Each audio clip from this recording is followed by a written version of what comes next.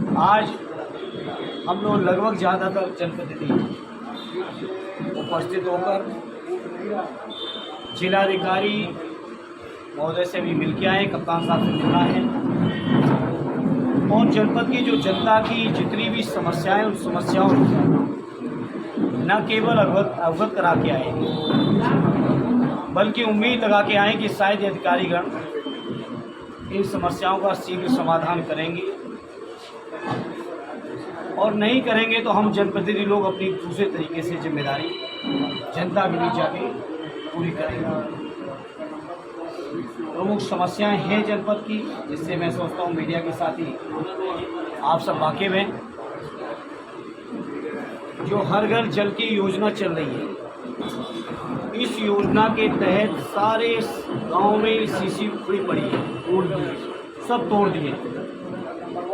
हमने जब जिलाधिकारी जी महोदय से बात की तो उन्होंने कहा कि नहीं, योजना के अंदर सीसी बनाने का भी प्रोविज़न है, लेकिन मैं मीडिया के साथियों आपसे कहूँगा कि आप रैंडम किसी भी गांव में चले जाइए और आप देखेंगे कि कोई भी गांव की सीसी नहीं बनाई गई है, सारे गांव की सीसी तोड़ दी गई हैं। इसका मतलब योजना का पैसा निकाल के जनता को समस्याओं में झोंकने का काम विभाग के लोग या ठेकेदार लोग कर रहे हैं। इसी तरह से सरकारी समितियों में खाद नहीं मिल पा रही है, किसान मजबूर है, ब्लैक में खाद खरीद रहा है। इन समस्याओं के प्रति भी हम लोगों ने अधिकारियों का ध्यान आकर्षित किया है। हालांकि संसाधनों के अभाव का लोग बहाना दे रहे हैं। इसी तरह से जहां सरकार दावा करती है कि वो गौ रक्षा करेंगे, लेकिन जितने भी गौशाले बने हैं, अगर सबसे ज़्यादा कहीं गाय असुरक्षित हैं तो उन गौशालों में ही है। इसकी ओर भी हम लोग अधिकारियों का ध्यान आकर्षित करके आए हैं। धान की रुपाई का समय है, ज़्यादातर नहरें सूखी पड़ी हैं, ट्यूबवेल के लिए समय से बिजली नहीं मिल रही है, या आ रही है तो केवल मामूली समय के लिए आ रही है। उसके सुधार के लिए भी हम लोग अधिकारियों से उम्मीद लगा के आए, अब देखना है कितना पूरी करते हैं। तहसीलों का भ्रष्टाचार चरम पे है, कोई पैमाइश नहीं हो रही है जिसमें भ्रष्टाचार की बूंद आती हो। गरीब लोगों को न्याय नहीं मिल पा रहा है। आश्वासन दिया है हालांकि अधिकारियों ने, अब देखें उस आश्वासन को कहाँ तक वो पूरा करते हैं। बहुत सारे गांव ऐसे हैं जहां ट्रांसफार्मर फूका पड़ा है, लगाते ही फूक जा रहे हैं। ट्रांसफार्मर की क्षमता अपर्याप्त है, उसकी ओर भी हम लोग अधिकारियों का ध्यान आकर्षित करके आए हैं। एक जो सगड़ी तहसील में, सगड़ी और गोपालपुर विधानसभा में, विशेषकर दिवारा इलाके में जो अक्सर बाढ़ आती है, उसकी तरफ भी हम लोगों ने प्रशासन लोगों को चेताया है कि समय से व्यवस्थाओं को सुचारू रूप से व्यवस्थित कर लें, क्योंकि बाढ़ आने के बाद अगर व्यवस्थाएं जुटाने में लगेंगे तो फिर कोई भी जनता को लाभ उसका नहीं मिल पाता है। इन समस्याओं की ओर भी हमने ध्यान आकर्षित कराया है सभी साथियों। जितने भी ब्लॉक हैं, ये ब्लॉकों के जो सभागार हैं, ये भारतीय जनता पार्टी के कार्यकारिणी और कार्यकर्ता बैठकों के अड्डे बन गए हैं। इसके लिए भी हम लोग सख्ती के साथ कह के आए, अगर इस तरह की घटनाएं आगे होंगी तो उसका हम लोग जम के विरोध करेंगे। ये ब्लॉक या सीडीओ दफ्तर या डीएम दफ्तर, ये सरकार और जनता की सेवा के लिए है, ये किसी दल की राजनीति खड़ी करने के लिए नहीं है। और जनता का मूड भी मैं समझता हूँ लोग भांप चुके होंगे और शायद ऐसी चीज़ों पर रोक लगाएंगे और लगाना चाहिए। इसी तरह से गन्ना किसानों की भुगतान की समस्या है। बहुत सारे गन्ना किसान हम लोग को क्षेत्र के दौरे पे मिले जिनका भुगतान नहीं किया।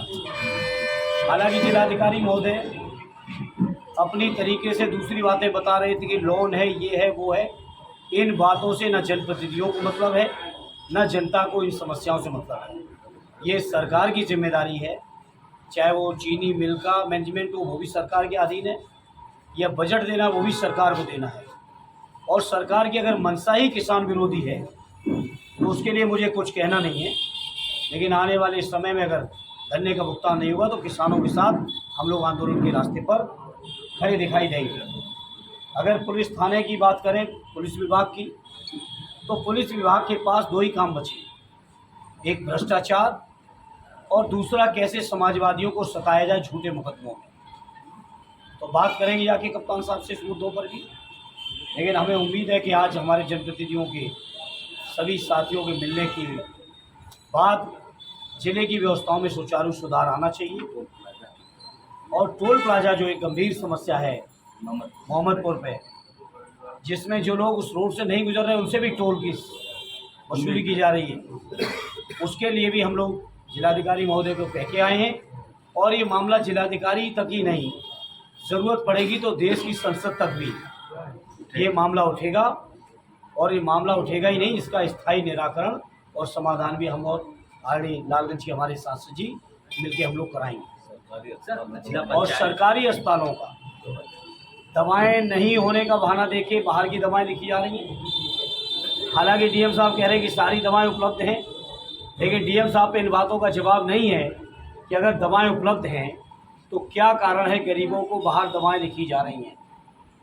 इसी तरह से तमाम टेस्ट से लेके हर तरह की समस्याएं दी जा रही हैं।